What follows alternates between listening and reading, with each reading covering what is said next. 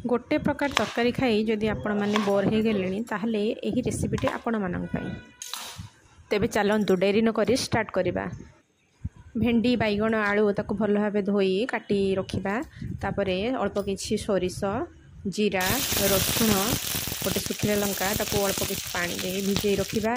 सोरिष टिके भल भाव भिजिगला आम ग्राइंडिंग जार दे चिकन कर बाटी नवा।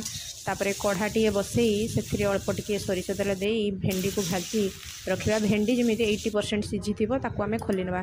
तापरे कढ़ारे अल्प किछि पानी दबा। पानी टिके फुटीगला से हलदी गुंड लुण दे ताको सिझापी दबा। परिबा तक टिके सिझीगला आम से भजा होता भेंडी को पकेबा।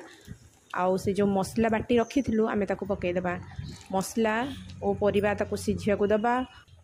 एबे तरकारीटी बघारिया प्रस्तुत करवा। कढ़ाटिया बसैबा से अल्प किछि तेल दबा। पंच फुटण दबा। फुटण फुटीगला से सुखिला लंका अल्प किछि भुसुंगा पत्र पकेबा। एबे आमर मसलाटी रेडी हो जाइछि। एबे जो सिझा होइथिबा तरकारी तक पकईदबा। तापरे ताको फुटिया दबा। शेष में गोटे आंबुल पकेबा और तरकारीटी को भल भाव टिके फुटिबा को दबा। एबे आमर तरकारीटी पूरा रेडी हो जाइछि। एबे आमे ताको भात संगरे खाई परिबा।